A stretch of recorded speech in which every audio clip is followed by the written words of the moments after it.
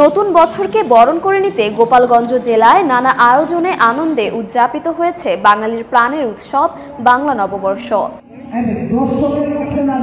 সম্প্রতি যায় যায় দিন ফ্রেন্ডস ফোরামের উদ্যোগে নতুন বছরকে স্বাগত জানাতে গোপালগঞ্জ জেলার কাশিয়ানী উপজেলা প্রেস ক্লাব এবং উপজেলা পরিষদের সামনে পহেলা বৈশাখ উদযাপিত হয়।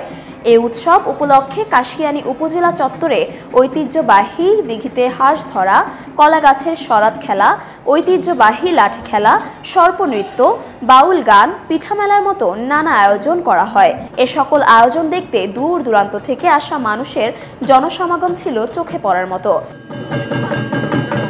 সারা দেশে বাংলার সংস্কৃতি ও লোকশিল্পকে ছড়িয়ে দিতে অবদান রেখে চলেছে সর্বজনীন এই উৎসবটি।